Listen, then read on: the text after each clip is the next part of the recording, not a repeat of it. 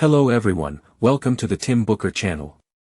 Wishing you a delightful listening experience. Today, I'll be decoding Clutter Busting for you. This book spans around 272 pages, where I'll unravel its essence, guiding you to rid yourself of clutter that burdens life, allowing for a renewed, lighthearted, and positive existence. In many households, various odds and ends clutter spaces, closets packed with clothes never to be worn again, shelves burdened with unread books, barely used treadmills becoming fixtures in living rooms. These accumulations usurp precious space, transforming cozy homes into expensive junkyards. How can this cycle be broken? If you share this perplexity, Clutter Busting is tailored precisely for you. This book suggests that decluttering aids in regaining clarity and insight. By clearing away clutter, you rediscover yourself, remove obstacles, and pave the way for a joyous life. Disposing of clutter eradicates a lack of motivation, quells anxieties, and dispels melancholy, replacing them with tranquility, dispelling doubts, and embracing change and progress. Clutter Busting is a guide on decluttering, teaching proactive methods to discard rubbish that convolutes life. Your clutter, your choice, it's beneficial only when it enhances or improves aspects of your life. Beginning with homes, garages, and offices, this book assists individuals in restructuring their lives, helping them rediscover clear directions and tranquil, joyous living. The author, Brooks Palmer, is among America's most sought-after lifestyle organizing experts of the past decade. He's personally assisted tens of thousands in transforming chaotic, stuck lives. Palmer believes disorderly life stems from cluttered and chaotic inner states, mutually influencing each other.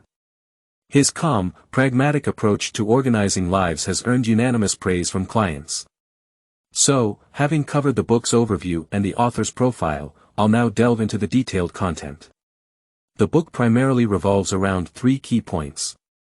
1. Why bid farewell to a cluttered life? 2. The second focal point is 3. Clearing mental clutter empowers us to regain a relaxed, joyous, and positive life. Alright, let's start with the first key point, why bid farewell to a cluttered life? Clothes you no longer wear, rarely used electronic gadgets, outdated electronics, inconsequential knickknacks, these items clutter your home, constantly tripping you up in various corners of your life. Whether consciously acknowledged or not, these belongings deny you the joy of home and leave you feeling disheartened. Once triggered, these feelings take hold of your senses, rendering motivation elusive. Your life loses its rhythm, work fails to meet deadlines, and you feel emotionally suppressed, sinking into a sense of inner despair. Thus, to alter this negative state, bidding adieu to a cluttered life becomes imperative. Firstly, belongings cannot bring you happiness. Born with nothing, departing with nothing. Objects remain neutral, devoid of inherent value, merely bestowed with varied meanings and worth by individuals. Yet, an item itself holds no power to bring happiness. When you care for yourself, you find happiness.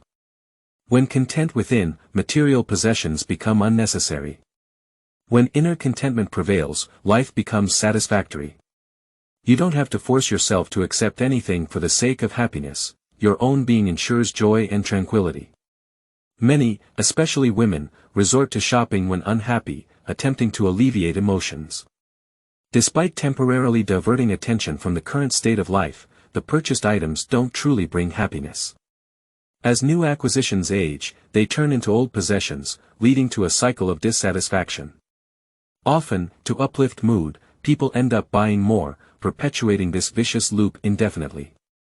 In reality, you truly don't need material possessions for happiness. In life, we endure and experience everything ourselves. We sprinkle beauty, share love and joy, unleash excitement and passion. When naturally possessed, these bring ultimate enjoyment in life. Contrarily, seeking to change poverty by shopping tricks you into believing it will bring happiness, but it ends up making things worse. Secondly, you don't need so many belongings. Everyone experiences bouts of melancholy. When feeling low, a common remedy is shopping. Be it online or in physical stores, bombarded by overwhelming advertisements, clarity of thought becomes challenging, resulting in unnecessary purchases. External possessions don't add to your happiness. If life feels unpleasant, introspection within it is crucial. Self-compassion and introspection help shift perspectives. This isn't to say buying something you genuinely need or occasionally treating yourself is wrong. Happiness lies in understanding deeply what truly matters to you at present. Thirdly, clutter holds no value no matter its cost. Any item holds value if it adds comfort or happiness to your life. When an item fails both, it transforms into clutter, a lifeless possession incapable of enriching your life. Many let meaningless possessions manipulate and constrain them, unaware of their actions or the reasons behind them. So, how to identify clutter? It's anything of no value regardless of cost. Ask yourself, what have I purchased and never used? It could be a gadget intended to simplify life, a book recommended by someone else, or a spur-of-the-moment clothing purchase. If relocated within your home and still unused or deemed unnecessary for the future, it's clutter. Even if you start using it but it becomes a burden, something you internally resist using, it's clutter. If it brings happiness while in use, keep it. Through frequent self-questioning and openness, you define an item's value to yourself. If an item holds no value, discard it promptly. That's the first point I've covered: why bid farewell to a cluttered life. Firstly, belongings can't bring happiness. Secondly, you don't need so many belongings. Thirdly, clutter holds no value no matter its cost. If an item holds no value, discard it promptly. Alright, next, let's discuss the second key point. The prerequisite for decluttering is identifying the source of clutter. When we encounter clutter, our instinct is to clear it item by item. However, for a thorough decluttering, it's crucial to understand the root cause of its existence. People often have a habit of indulging in possessions to define themselves, using items as representations. For instance, men might use mansions, luxury cars, Rolex watches to display wealth, while women might opt for high-end clothes, designer bags, or premium cosmetics to showcase their elegance. But these possessions don't define you because you're in a constant state of change. Nevertheless, the difficulty lies in relinquishing possessions and labels. If you truly pay attention to yourself, you'll realize you're fundamentally simple. Your authentic self doesn't need external crutches to exist. You may enjoy these possessions, but you don't depend on them. Thus, the clutter of possessions ultimately reflects the clutter in people's minds. Firstly, lingering emotional wounds transform into clutter. Past memories draw your attention, rendering your life akin to a graveyard. Living in the cemetery of the past signifies a significant part of your life is dead, yet another part remains alive. Once you break free from these negative emotional memories, radiance returns, an effort you should strive for. The author cites an example: a female friend expressed her greatest desire to find a good partner and build a happy family. However, her life was filled with broken relationships, and despite her aspirations for a bright future, she exhibited immense fear and insecurity. In her bedroom sat an old, tattered box. When opened, her eyes filled with fear. It contained mementos left by her ex-boyfriend, various crafts, and a painting. Despite their relationship ending, she meticulously preserved these items. These possessions occasionally triggered her indelible emotional wounds, leaving her trapped in loneliness and sorrow. Upon discarding these items with the author's guidance, her life blossomed anew. Within a week, a new man entered her life, filling it with genuine love and happiness.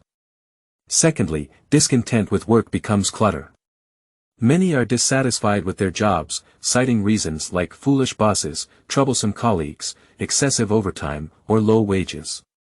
There are three approaches to job dissatisfaction. Firstly, some leave.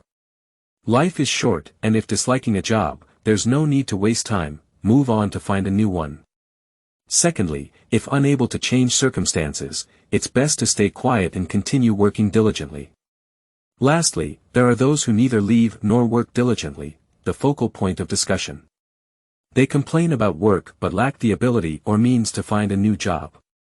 Instead of striving to excel, they spend their days grumbling, making mistakes while avoiding major ones, making their job a burden.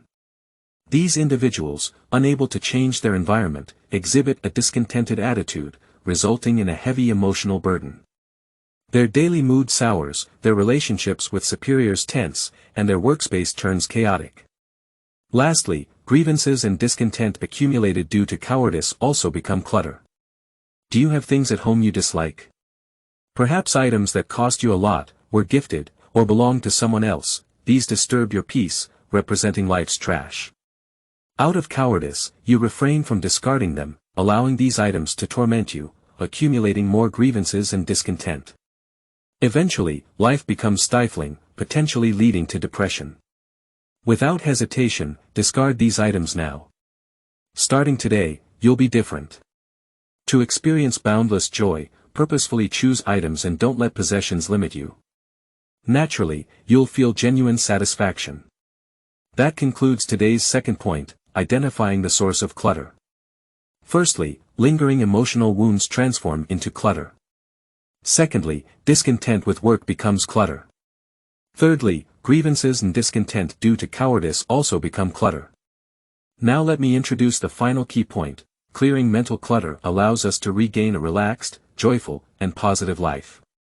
Previously, we discussed how mental chaos is the source of physical clutter. Disorderly thoughts create a chaotic living environment. Your home and life are products of your mental activities. If your mind is chaotic, so will your home be. To clear mental clutter. First, discard ideals that aren't truly yours. We all have ideals, often set by others' standards. For instance, if a teacher asks students about their ideals and they respond with careers like scientists, county heads, or CEOs, they receive praise. Conversely, if they mention being a laborer, they might face ridicule. Consequently, even if a student's real ideal is to be a laborer, they might refrain from saying so due to fear of ridicule.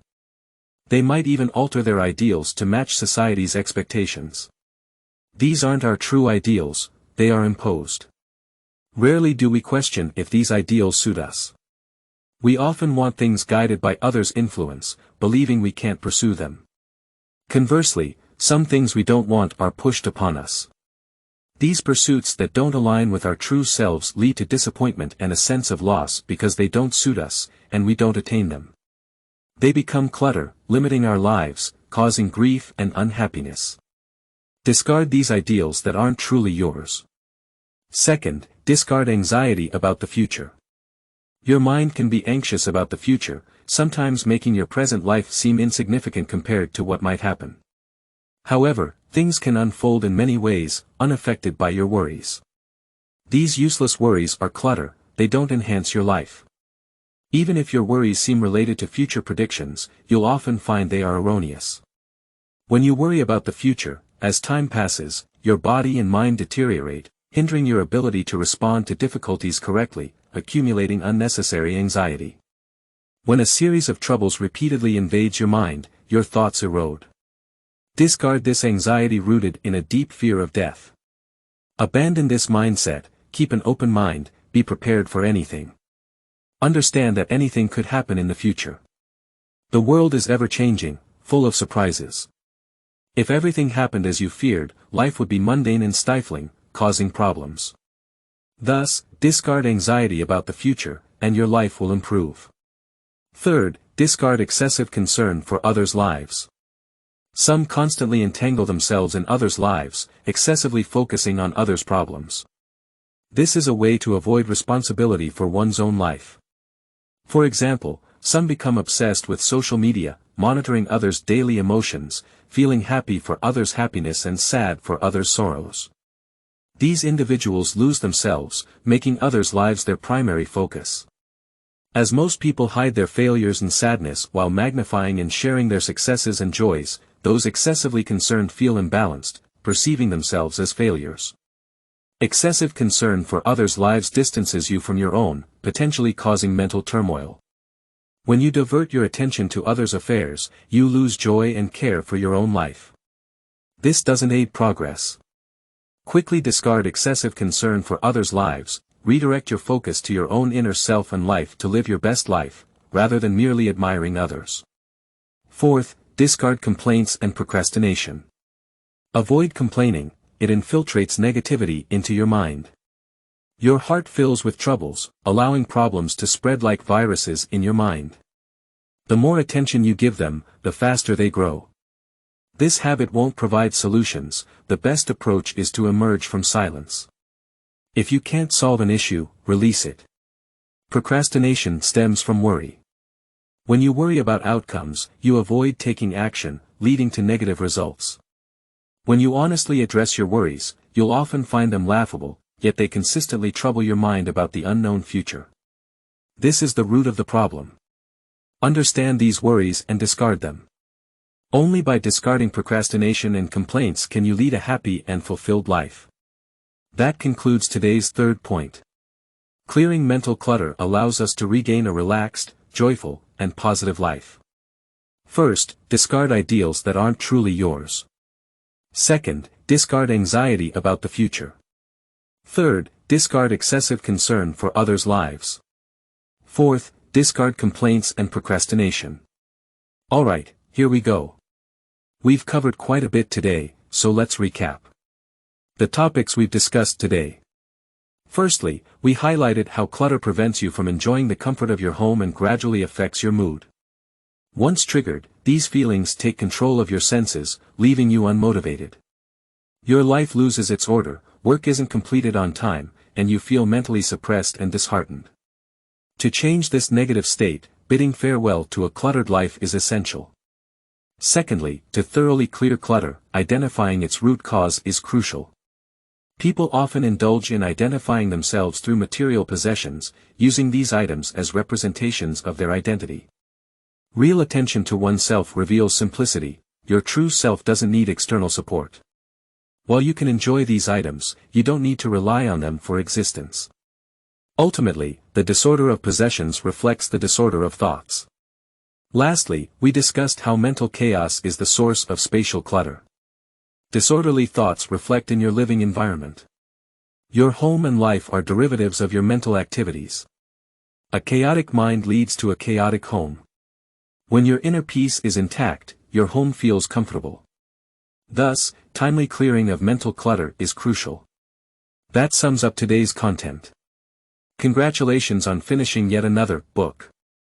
Thank you all for your support and attention. Please subscribe to the Tim Booker channel, like, and share this valuable knowledge with your friends. Let's combine wisdom and practice to achieve financial goals and create a better future together. Thank you, everyone. Goodbye.